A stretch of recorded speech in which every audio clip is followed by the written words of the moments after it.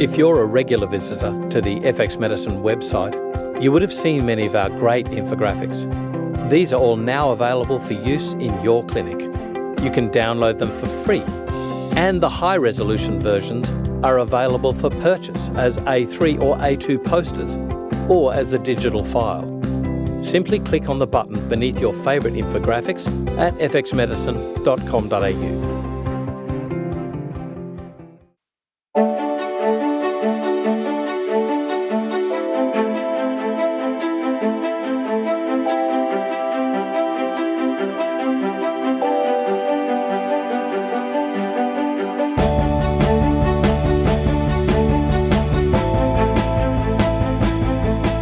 This is FX Medicine. I'm Andrew Whitfield Cook. Joining us in the studio again today is Dr Mark Donohoe, who earned his medical degree from Sydney Uni in 1980. Mark worked around the Central Coast, honing his medical skills, and this is where his interest in integrative medicine sparked, because patients just weren't fitting into the boxes of diagnoses and treatments which were drummed into him in medical school. Mark is considered one of the fathers of integrative medicine in Australia, and he's been a vanguard for patient health throughout his whole career. And today we'll be discussing POTS, Postural Orthostatic Tachycardia syndrome. Welcome to FX Medicine. Mark, how are you? I'm well until my date of graduation was just told to the entire world. Now I can be considered a grandfather. That's irritating. That's irritating. And today we're going to be talking about irritated hearts. We are. The Postural Orthostatic Tachycardia syndrome started life back in 1871 when it was named irritable heart syndrome. And as anyone will know, that's like irritable bowel syndrome. That's the way that the medical profession dismisses something to say, it's just an irritated heart, darling, just like it's just an irritated bowel. No matter how much of a problem it causes, irritable heart syndrome became the kind of overall term for these dysautonomia, adrenergic type of problems that went on with the heart, where there was not even cardiograms, electrocardiograms at that time. So it was just the only thing you could do is measure the pulse, measure the blood pressure, and even the blood pressure, to my surprise, was rarely measured. Blood pressure was not considered a thing just over a century ago. I wonder if there were some skills back then that might have been lost with the advent of technology, with measuring the not just the beat, the rate of the pulse, but the feel of the pulse. We know about bounding pulses and faint pulses and thready pulses, but they're not often discussed now. It's a very diagnostic thing. It doesn't feel normal, get the machine that goes beep. Where I wonder back then if there was a real skill. I think that skill was there even at the point, I think it was lost around the time of my medical training. So if I graduated in 80, you can probably guess that I was educated in the 70s. Yeah. And that was the rise of the machines, to steal an analogy from somewhere. Yep.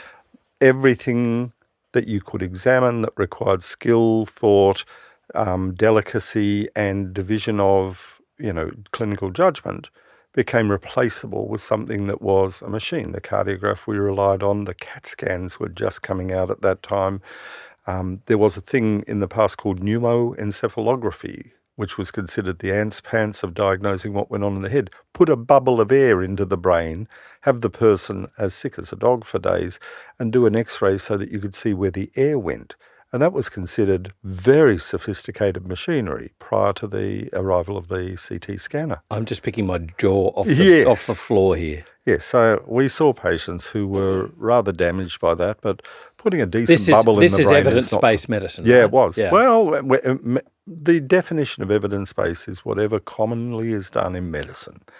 And we find that to this day that whatever the common practice is, that's the right and good practice, even if next year it's terrible practice. That's right. It's always right. Medicine is by definition right because we define the diseases, we define the diagnostic criteria, and if they change next week, next year or next month or next decade, we think of the bad old days as that time yesterday where we did it a different way.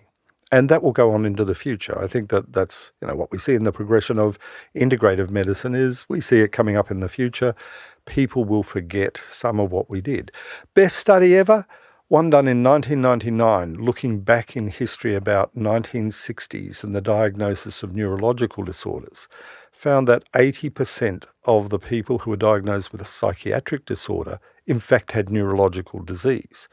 And the paper went on to say, thank God we've moved beyond that time where we were incorrect. Now we know with our new technology in 1999 what's really going on. And now we don't have that misappropriation of people and putting them into the psychiatric category. But that's not true. No, of course it's not true. Psychiatry is brain science. Anybody can actually say that. But I remember some research done in my nursing training, and it was that I think they were psychiatric students, as in doctors learning psychiatry, and they were admitted, they were basically scheduled. The only sort of symptom that they kept on repeating was, I hear bells, I hear bells.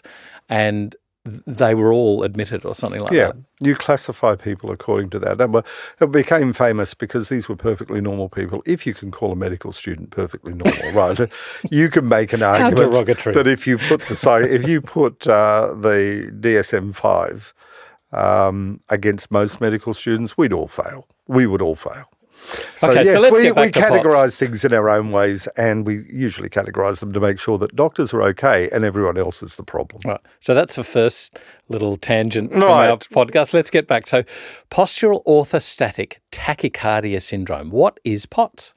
It's a pretty easy thing to diagnose. POTS, first of all, I'll say there are subsets and subsets here.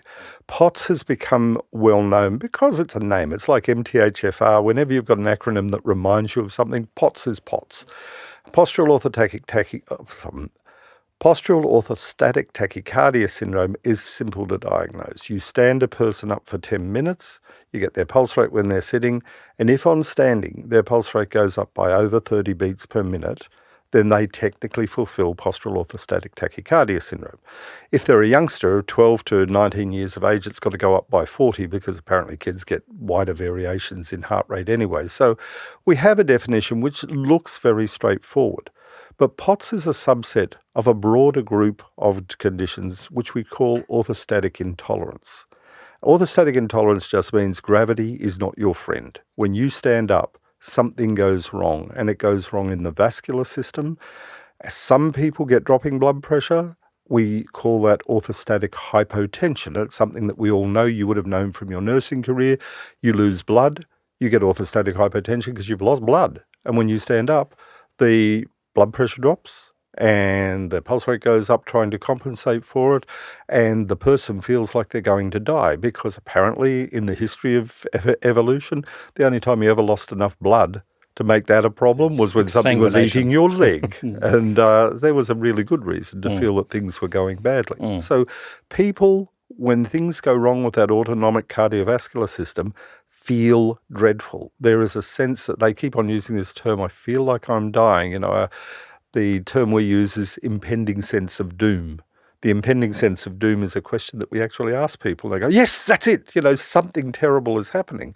And you think, oh, it's only a pulse rate going up and your blood pressure going down. But internally, the wiring is that's really bad news for a human. So we have orthostatic intolerance over the top. Underneath, one of those items is postural orthostatic tachycardia syndrome. And weirdly, if your blood pressure drops, you're not in POTS. Even though we're using that term more loosely these days, if your blood pressure drops when you stand, you're not a POTS patient because the preference is orthostatic hypotension. And there are better known treatments for that, and there are better known investigations for that. If your blood pressure stays stable, then you have POTS. Then the question is, well, what kind of POTS? And there are two big divisions. The first one is called adrenergic POTS. Adrenergic POTS is someone who is responding to adrenaline very, very aggressively. Now, that can be, we do our genetics test now. You know the gene, the COMT, the catecholaminomethyltransferase gene. COMT is a gene which means you fail to clear adrenaline, noradrenaline, and the like from receptors. So the effect of adrenaline can be much, much higher on those people, and therefore when adrenaline binds to its receptors and isn't cleared, you get a rise in pulse rate and a sense of panic in the person, a sense that the adrenaline is racing through their system. The other one is called neurogenic. and this is, these are all subject to later edits and revisions, but the neurogenic one is one where something has gone wrong with the autonomic system, and you get either blood volume losses, or either autonomic or even endocrine, neuroendocrine. But you get either loss of fluid or you get loss of tone in the blood vessels, pooling, and you see those ones as, people stand for a while and their feet go blue as the blood pools down in the bottom. And for those people, their tachycardia is an attempt to maintain blood pressure.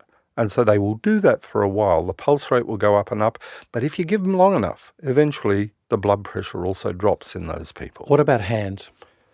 So do you get a total peripheral vasodilation or only mainly pooling in the feet? Look, the medical literature is all about what happens in the legs, because the legs are always the most gravity-dependent area of the body. Yep.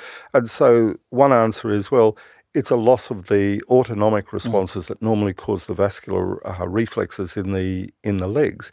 But people do describe it in the hands as well. And, we are often thinking about, well, there are relationships with autoimmune diseases. There's all kinds of relationships here. But the autonomic nervous system is not doing the job that you would expect it to do. And that is constrict the blood vessels, make the veins return blood to the heart. And when you go vertical, the job is to keep blood flowing to the brain. If you don't get it to the brain in sufficient amounts, then the brain are the main symptoms, the kind of nervousness and the irritability, nausea. You get a whole range of symptoms that don't appear to be related to blue legs, but are related to the autonomic response of the body trying to keep blood pressure up, trying to keep perfusion adequate. So I think that we can divide it loosely into those areas. The third one, the neuroendocrine, has become a big thing with our ideas of, the hypothalamic pituitary adrenal axis, the HPA axis, because there is such a high crossover between POTS and chronic fatigue syndrome, about a 50% in the Venn diagram of CFS people, up to 50% have POTS, and up to 50% of POTS people have what you would decide or define as chronic fatigue syndrome. Because of that large overlap, there's been a move in medicine to look at chronic fatigue syndrome as not just an immunological disorder, not just a post-viral disorder, but an autonomic response to a viral insult. And that's the fascinating thing. Out of all the POTS patients, half of them are triggered by viral infections. Why would that be? Viral infections make all of us want to go and lie down. It could be a protective response. You get the flu, or you get a Epstein-Barr, or you get something, and the body switches you to wanting to go horizontal, not do activity, get over the virus, and some people just don't switch back. So people with the flu tend to have POTS. They tend to have high pulse rate. They tend to have dropping blood pressure. But if you've just got the flu for 2 weeks... POT, not a syndrome? Yeah. Is that just the... You're probably right. It's only a syndrome when it's been there 6 months. Yep. And so that's the other thing that it has in common with chronic fatigue syndrome is this is not an unusual response of the body for a whole lot of reasons. Even half the medications we give can cause these kind of problems. We put people on hypotensive medications. We overdo it a bit, and the blood pressure drops enough for the heart rate to have to increase. So iatrogenic POTS is a very, very common thing to happen. But if you take the drug away and the person gets better, then you don't have POTS, you don't have the syndrome because you haven't had 6 months and you know the cause. So it is a tough kind of problem. In my own career, there was always the problem with dropping blood pressure. So we had a hospital unit where one of the things we measured was the people's temperature was about a full degree lower than it was for other people in the hospital. Lower? Lower. So the lower temperature... fitting in with this idea of could they be going into a hypometabolic state? Is this the reason for the fatigue, that the battery's down at 9 volts instead of 12? The other issue was blood pressure was significantly lower and people couldn't stand long to get their blood pressure. So these were hospital staff that saw, if you like, ordinary people going into hospital for elective surgery, all of that kind of stuff. And the blood pressure was lower. The other thing was their sleep-breathing patterns were more aligned with what you would consider cot death syndrome if it was a tiny baby. Long periods of up to a minute not breathing through the night and then coming back and are kind of hyperpnea for a while where they caught up breaths and then they went for long periods without breath. Not a Cheyne-Stokes breathing. No, it wasn't. Different. It wasn't anything like that. But what we did was the area under the curve and said, look, they've exchanged about 40% less oxygen overnight than a normal person with normal breathing patterns would, and they wake up very tired in the morning. So what we saw in that hospital setting was we were staring at POTS, but we didn't give it a name at that time. This was back in the 90s, and in fact the term POTS, Postural Orthostatic Tachycardia Syndrome, only ever entered the medical literature in 1994, which was right at the end of our time in the hospital. So we were staring at something we didn't have a name for at that time. It wasn't just one thing going off. Sleep, automatic functions of the body, the temperature, the sleep, the pulse, the blood pressure, all of them seemed out of whack. We knew most of these people were post-viral. And so there was no mechanism in our thinking at that time to say, well, how would the immune system possibly cause that? You can make a case for it acutely, but you can't make a case for a person who had Epstein-Barr 5 years before, still having any carryover of that kind of infection later. So we had this, and we had people complaining of irritable bowel syndrome, of the sense of impending doom, of nausea, vomiting. We had a whole lot of these things, which in retrospect you'd say that's probably the neurogenic type of POTS. There was the occasional one where there was heightened response to any insult. So we were challenging people with, say, food allergens. And when they had certain foods, everything went haywire. Pulse rate would go up to 150, 160 beats per minute about 15 minutes after delivering a food. And the blood pressure and the pulse rate were, again, all over the place. So, a vasovagal response? It might have been. I mean, that's the temptation. But I think more recently it's been linked to this thing called mast cell activation syndrome, right, that there's a bunch of allergic type phenomena, and the mast cells are lining the gut. And at some point they become activated, and so you have a histamine, vasodilator, you have a kind of an effect which is a biochemical effect. God knows why it's there. It doesn't seem adaptive to much, except if your method of escaping a predator is to drop to the ground and pretend that you're unconscious or dead. And maybe the big cat loses interest in you. But it has become interesting because there are people for whom POTS is fixed by a good dose of antihistamines. It doesn't make much sense because their IgE is not raised, but if this mast cell histamine-releasing gastrointestinal response is going on, then they may be falling into a complicated group of dysautonomia, dysregulation of the catecholamines, the adrenaline, noradrenaline, dopamine, playing out different roles. And they seem to get stuck in this area. And the sticking point is, you'd think if it's an unstable state, all we have to do is give them a gentle push in the right direction, and all the gentle pushes we give just seem to worsen the problem. So in the hospital setting, we would try everything we could. We'd try compression stockings. It would work for some and not work for others. I think that the 25 years since then has given us an understanding that immunology and the brain and the autonomic nervous system are not separate systems at all. It's a one regulatory system. Half of the receptors in the body are feeding back to the brain on autopilot, and if you disrupt that process anywhere along the way, you can end up in a stable state of ill health, which is what we see as chronic fatigue syndrome, postural orthostatic tachycardia syndrome, and even hypovolemia. So what we're looking at is many disorders, all coming under one name, half of them triggered by a virus, which would normally be a thing that a person recovers from without incident. And the thinking is, some people are closer to the edge than others. They're hanging on by their toenails, and a virus or a severe stress, a shock, a bereavement, a trauma, almost anything is able to push them over that edge into an area where they don't die, but they don't recover. And our job is to think not of homeostasis and this kind of bowl of safety that if you don't die, you fall back into good health. There's a whole lot of little bowls which are stable states of ill health, which is, as I keep on saying, the least worst way that the body can get by. It's not the best way. The best way is recovery. But if you can't find your way back to recovery, keeping things at a low rate, dropping the temperature, dropping the pulse, dropping the blood pressure, managing as best we can is the best that we end up being able to do. And what we as doctors and naturopaths are trying to do is encourage them to go out and explore and find a way back to that better health where all of the things are stable, but it's now good health again. I'm really interested in that pooling, though. Like, do you get sequelae happening from this in a chronic sense? Like, it's not just pooling in the veins. There's cellular leakage, right? Yeah. Or into the interstitial space. And then what about, compensatory mechanisms of the heart? We don't know that there's leakage outside the vascular system. So that may be a difference. And one of the reasons I say that is after a big meal, a person has a big meal, splanchnic pooling, that's enough to trigger quite an aggressive response. Not while they're sitting, but they stand up after a meal and things go wrong. That doesn't suggest there's leakage from the blood vessels. It just means that if you shunt your blood to one area, you become vulnerable for the lack of vascular response in the periphery.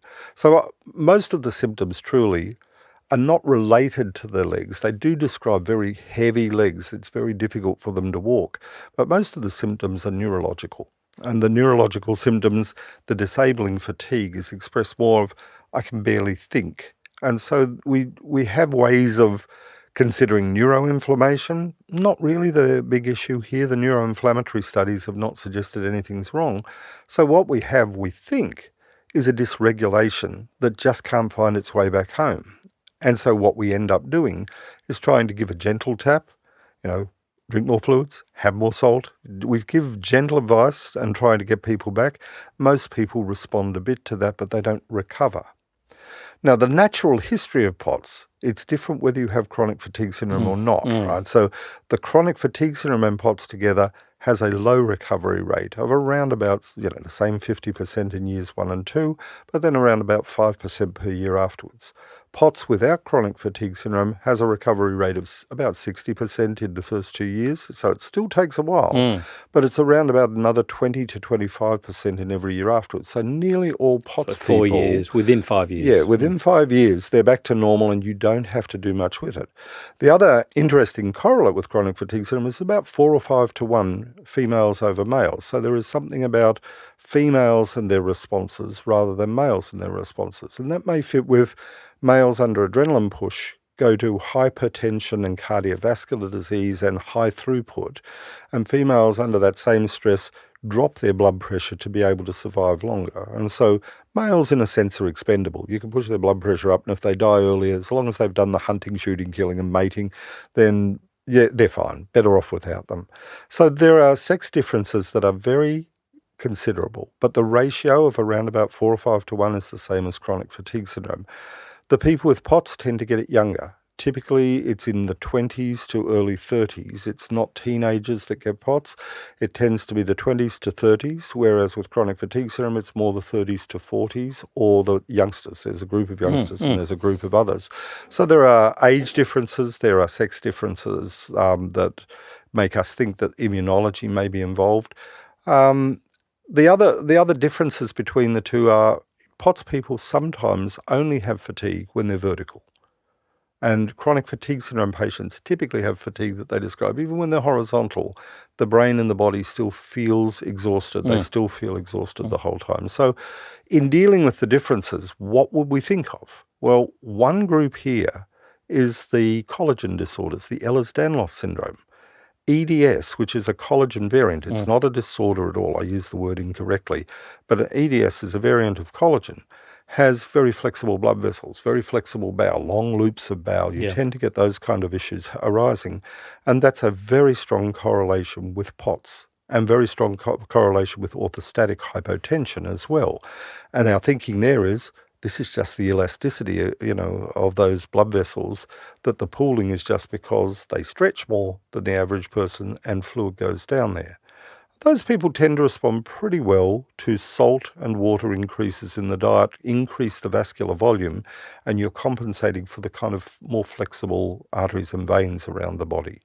But it is, again, a strong correlation. Probably almost half of the people with Ehlers-Danlos syndrome, which is becoming a much more significant group of society, end up with POTS. And so their presentation to a doctor is, I'm feeling dizzy, I'm feeling nausea every time I stand up, every time I have a big meal. And we all think, oh, that's psychological, put it into that category of it's irritable bowel syndrome, darling, and go home and you'll be better.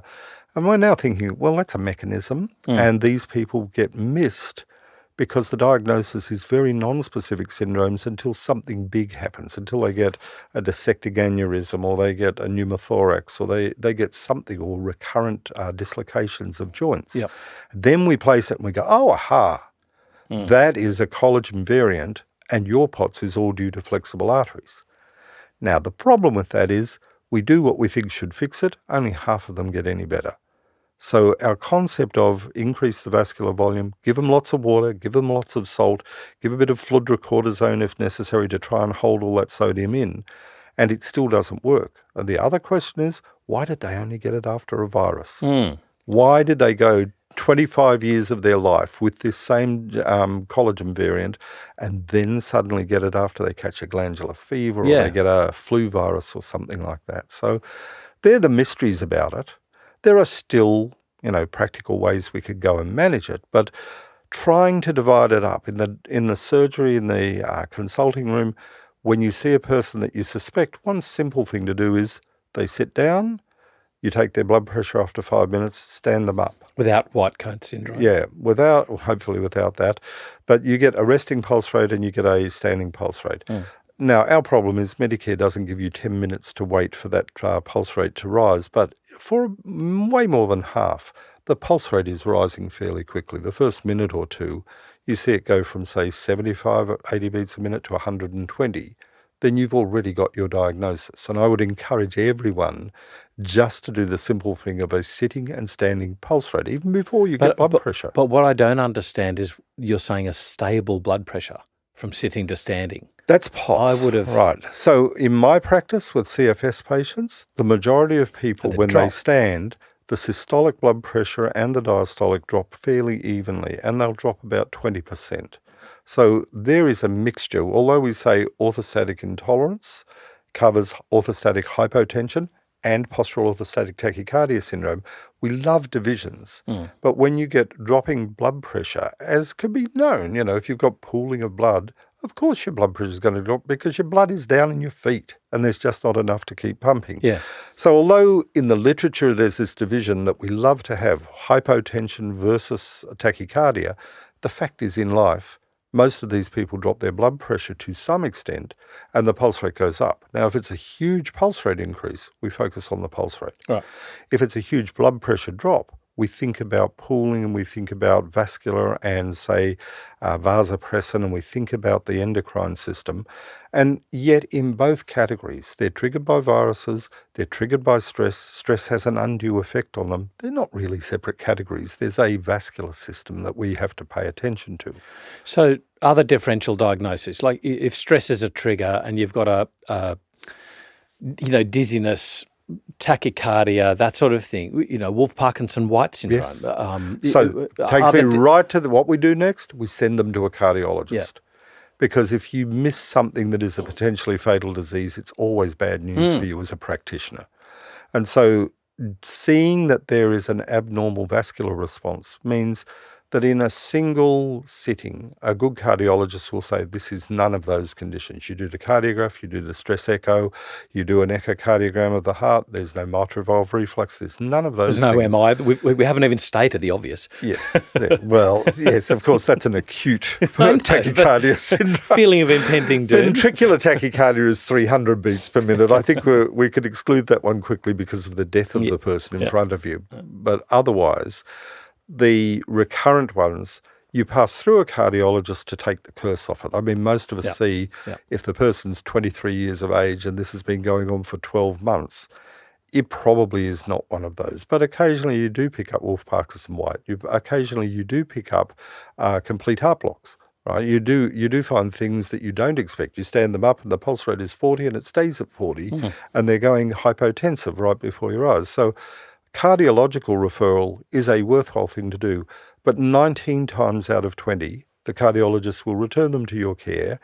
And I've worked with Jason Kaplan and others who are really, really good cardiologists, really good and very thorough. And it looks so cardiological that you want to say, just treat it. But the effective treatment, if it's not cardiac disease, is not cardiac drugs. That's not the first line of treatment. So the best cardiologists will pass them back and say, it's none of the conditions that I would normally treat. It is postural orthostatic tachycardia syndrome.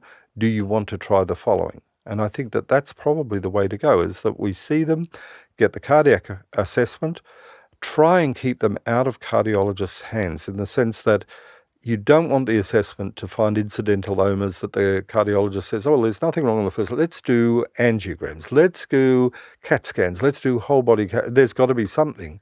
we almost want the cardiologist to give up when it's not the obvious, say, well, it's probably POTS, and then return them for simple, safe and effective care. And sometimes you get the simple, safe and effective is increase your fluid intake by about a litre of water, take your salt, add about an extra 2 to 4 grams a day. People vary on that. There is one line of thinking that herbs like licorice do a very good, stable and safe job. Some of the herbs you have to watch out that if it's not hypotension, you can push the blood pressure up a little bit too high. And so that's something that we always have to keep that eye on. If I see the people primarily whose blood pressure is low end, their resting blood pressure even sitting at, say, 105 on 60, and when they stand it drops to 80 on something, then you are not going to make them hypertensive by using licorice or a herb. But people who are 130 or 140 on 80, you can't really use hypertensive agents. You can't push their blood pressure up. It doesn't help their pulse rate. And all it does is just give them hypertension, and now there's a reason for them to actually suffer disease. So the cardiologists are a good first step. They will normally hand back the patient saying, it is POTS or it is postural orthostatic hypotension, and here's the things that you can try. And I think that that's a good first move. There are others where there is more, especially in Ehlers-Danlos, collagen disorders now, and there is an Ehlers-Danlos clinic at Sydney University. They're coming up a little bit more, and so the mascot of Ehlers-Danlos is the zebra. Why? Because in medicine we're told when you hear hoofbeats, think horses, not zebras. They're the zebras. They're the zebras. So yes, common things are common, but uncommon things can still be there in the background, and if you never ever think of them, you will miss cases. It's not that they're everybody. You've just got to think that those collagen disorders have so many symptomatic presentations, mainly irritable bowel, POTS, orthostatic intolerance. Those are common presentations that we keep putting into psychological disorders. We keep attributing them to if you just stop worrying, if stress didn't bother you so much. So keeping our eyes open for that and successfully categorizing them means we can do effective treatment that really does make a difference. What is true is that once you see Ehlers-Danlos, you can't unsee it anymore. So the temptation is to want to say everything is, when we were taught about collagen variants, we were taught that they're very, very rare, that really they're just Marfan's, arachnodactyly. We all remember that term of spider fingers, and they pop their lungs and they're 6'7" tall, and they're really easy to pick. And we've always thought of this as the 1%ers, but it does seem collagen variants are around 30% of the population. Some are mild and trivial, others are important, but give something time. Termites are trivial, but give them time and your house falls down. Same with EDS, that you get this kind of presentation when people are in their 20s and 30s of what just seems mysterious. But when you think of collagen as 60% of all your proteins, the structural proteins in the body, almost everything can fail when its structural proteins are too lax. So time and obviously the base resilience, we're talking, you mentioned termites and house destruction. So let's talk about, resilience of the structure of the house. What percentage, if you like, do you attribute or treat with regards to resilience in these patients? Well, in my practice, the first thing is what was the year before, right? So usually the story goes back that it's rare. I saw one yesterday where nothing happened until the day something went wrong, but the year before, things are usually going wrong, and they are attributed to, you're under stress. You're under. There is always a good explanation because most people get better from most things most of the time. Eventually, the person's story is typically, I was working long hours, I was under stress, I was grabbing meals, high carbohydrate meals, big meals at one sitting, no other eating through the day, and we think of hypoglycemia, and could it be, a fuel supply issue? We go through all of those, but eventually when you measure the blood pressure and you measure the pulse rate, and you've got a good measurement that says this is a POTS person, and their blood pressure is either stable, low or high, then we have a second way of dealing with that is simple advice like don't eat big meals, make them smaller meals. High carbohydrate meals are worse for you, partly because of the insulin response and the dropping of the blood sugar, which is not a fuel supply, it's an osmotic problem. It's just as sugars change, brains swell and shrink, and the autonomic response gets lost very easily. And so we give simple advice like that. When you have these symptoms, lie down. find out if they are eased up. I'm forever trying to separate, is it a persistent virus from, is it a virus that triggered an underlying problem? Yeah. And I see this as, there was always an underlying problem. The virus is the event that we focus on, and that may be why many of our antiviral treatments, we go hell for leather after the bug because we are doctors and we believe in the bug theory of everything. We go hell for leather after those, and the person doesn't recover, and we've got good evidence that we've done all we can for the bug. So going back to lifestyle, what do you eat? How do you rest? Getting up, sitting on the side of the bed before standing. People tip over, not for no reason, but because it's hot weather, big meal, or they've got up too quickly and started to make a move to somewhere. So lifestyle modification can reduce symptoms, but we don't think it changes the vascular and the other responses at that point. But if you're less symptomatic and you're not fainting, it's always a good start. There are specific treatments, and the specific treatment, one is compression stockings. If you see the pooling in the feet and they go blue and the person's symptomatic at that time and the blood pressure is dropping and the pulse rate is rising, then simple compression stockings. And Peter Rowe from America, who's developed this system of treatment, which is nothing more than very sophisticated lightweight compression stockings. And people put those on, keep the compression in the periphery, and they're well. They are actually back to normal. They're a pain in the bum to put on because you don't have them at night, but you put them on. And then once you've got to that level of function, that gives us plenty of time to then think about what do we do more deeply. There's still the issue about why they fell into that category and what we can do at the cardiovascular or the neurological or the autonomic level. But if you are going for autonomic modification, the gut is the place to go. The gut and the vagus nerve between them control an enormous amount of what goes on. And the story typically for a POTS person is things went wrong in the gut. And the gut problems were manageable enough, but the gut problems led to blood pressure changes, dysautonomia. And what we're trying to do there is do something for the gut, even if it's on the side and the person can make no sense of it. Do the stuff, even if it's just this plain old stewed apple, probiotics and Saccharomyces boulardii, which people will never have heard of before, having listened to this podcast. Even if that's the only thing, you get good stability of the autonomic nervous system once the gut stops signaling inflammatory responses. Can we go further? Yeah, there's a drug that you would know, pyridostigmine. It's a thing that we use for myasthenia gravis. But it has an autonomic effect, a vagal autonomic effect, which can be very, very positive. At low doses of pyridostigmine, it's a drug that may be reversing some of the processes of the miscommunications of the autonomic nervous system. Certainly not a first-line drug, but it sits there in the background saying, yes, the vagus nerve, the gastrointestinal tract, probably involved, and if it's abnormal signaling, you can break that signaling with the pyridostigmine. What about beta blockers in certain forms? Yeah, well, if the blood pressure is not low to begin with, right, you have the problem that we are trying to make a judgment. Is the pulse high because the blood pressure is low?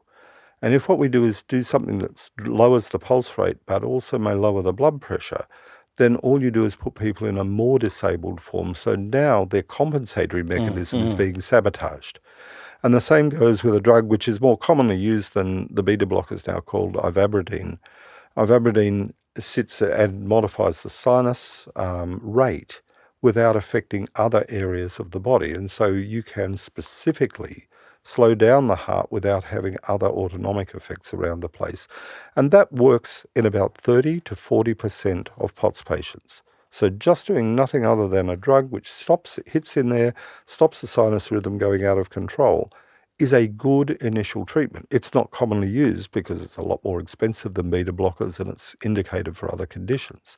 But the cardiologists are using it very successfully now. That still only gets you 30 or 40% of the way there for symptom control. So beta blockers are used. There's another one, if blood pressure is low, one that we use with a fair degree of caution, which is called midodrine. Midodrine is an alpha-1 adrenergic agonist. It's one that increases the blood pressure, used routinely in hospitals for people who have unmeasurably low blood pressure to try and keep them alive. And so there's a big danger with that one that if you use it on a person who's normotensive or high blood pressure, you are doing harm. So there are tools around there, pyridostigmine, midodrine, ivabradine, beta blockers.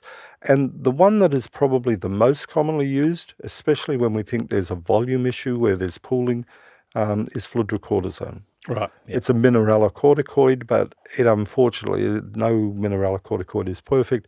There's a bit of glucocorticoid or cortisone-like activity in there. And there is a thinking, well, maybe that's the upside of it, that there's a little bit of cortisone and a fair amount of something to retain the sodium and to keep it in the system.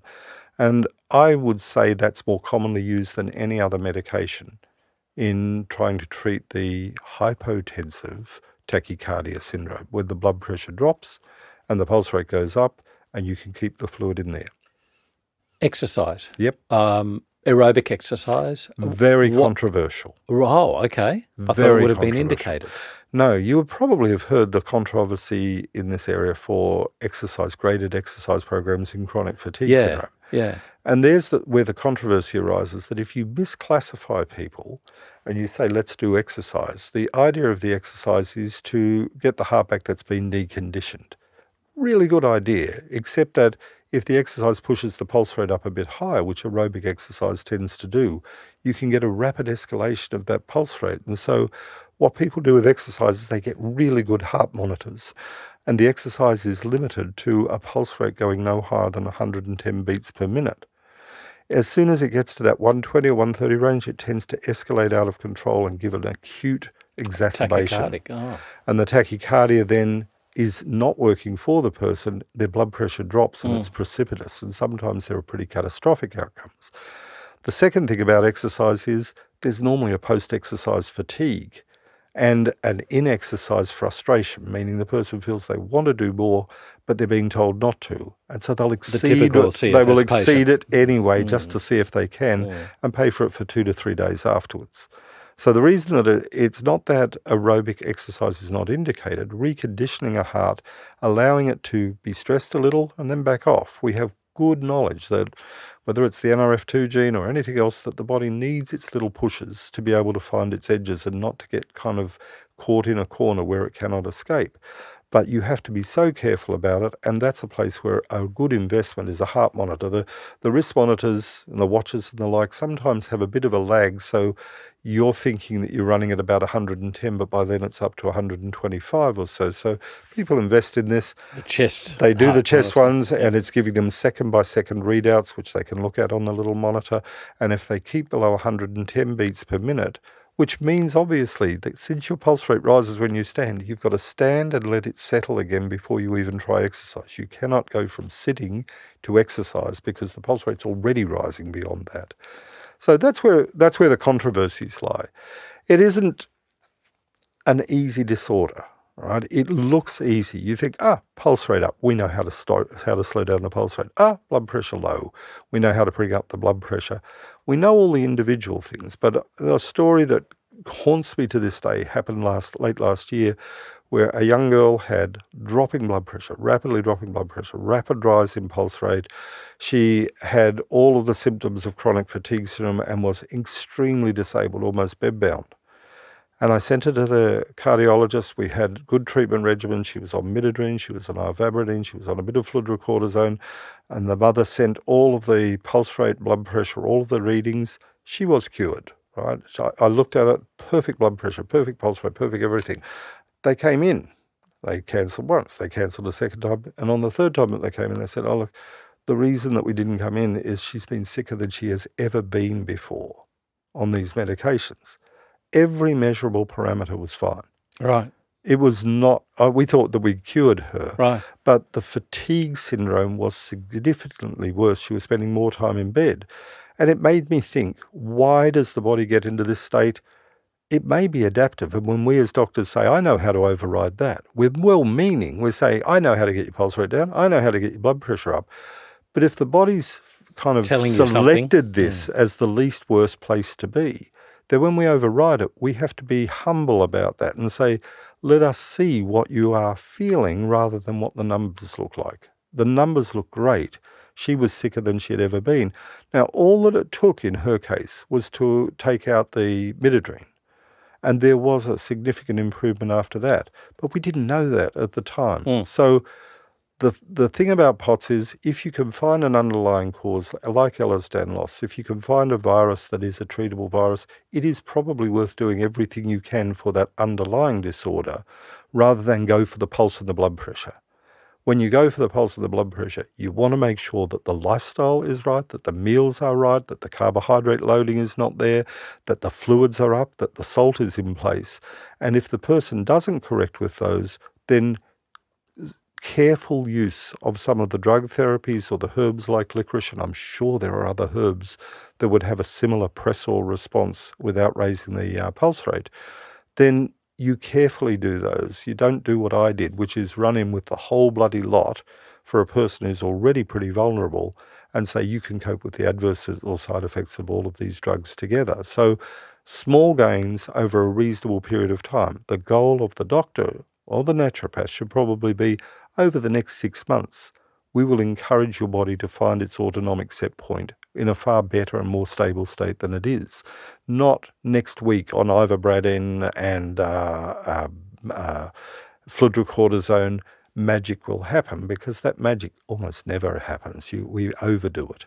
What about things like vagal nerve stimulation, auricular? That is really appealing to me. I mean, partly because one of the things we think with pyridostigmine is that it is affecting vagal tone, that we are kind of increasing vagal tone and vagal communications between the brain and the gut.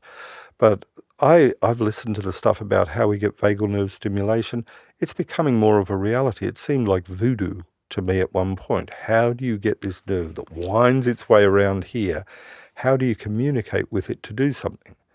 Now, we have another thing, which is trigeminal nerve communicates with the vagus nerve. And the vagal tone is massively altered by trigeminal things. And so looking to the trigeminal nerve for where the stimulus enters, to go back to the upper part of the spinal cord to modify the vagus nerve, now has got a mechanism. So now I can think about it a little more brightly and think, oh, come on, how can just fiddling with the ear do something like that? And I forget, bodies are bodies. You know, they take inputs from everywhere. We've got baroreceptors all around the place. We have got vagal inputs from all the sensory nerves. Of course, there's some way of modifying the vagus nerve, and that's a really interesting area of science now, isn't it? I love the way that systems of medicine, like, for instance, TCM, is lampooned by orthodox medicine. Oh, wait. There is that physiology bit. Sorry, the anatomy bit. There is. Whoops. There's also a thing called an autonomic nervous system, which is, in the medical mindset, it's like voodoo. Everything self-regulates, except when it doesn't. And then what do? We'd have a very literal response to that of, what will I do to this person to make it regulate? Whereas the brain and the baroreceptors and the pain receptors, all of these receptors are feeding into a thing that we have not got a clue about. And having a bit of humility at that point to say, let us now go back and do the basics. Do the basics of diet, lifestyle. How do you do your exercise? Where's your fluid intake? That has a massive effect, but it takes time.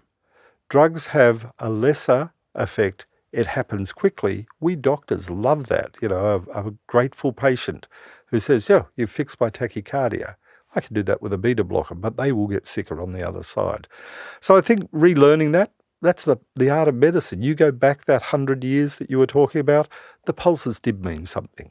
The way that the pulse was bounding, the speed of it, what happened when they stood up, doctors took the time to do it because we were not limited to a 10-minute consultation. We even did home visits. And knowing that gave a whole different set of tools to a doctor in the past. Experience grew, and they would provide advice which got people through it. Now what we do is we refer to cardiologists, use drugs, and then are irritated when people don't get better. And I think going back and changing expectations, say, if the body's found its way into this dead end, let's work our way out of it. Let's do the basics first. However boring that may seem, it has a better long-term outcome than if we just race in and use drug therapy. There's a lot more to learn on this. I'd put a call out for our listeners here. If you've treated, a few at least patients with POTS, and you're finding that you have repeatably successful treatments, I'm interested here in what herbs you'd be using, but also physical therapies and diet lifestyle measures as well. Let us know. We'd love to hear from you, and we'd love to sort of get this conversation going. I'm going to put some links up with some research that's been done on POTS, and also describing the syndrome, talking about the drug therapy mostly. So we'll put that up on the FX Medicine website for you to access as well. But Mark, thank you once again for taking us through a little bit of a confounding syndrome. I think the interesting thing is how we look, as you say, if you hear hooves, think horses, not zebras. What do doctors in Africa think of? Zebras. It depends where you are. That's true. So maybe we should all take a trip to Africa and think possibly that it could be a zebra every now and again. Thanks so much for taking us through POTS. It's been my pleasure once again. This is FX Medicine. I'm Andrew Whitfield Cook.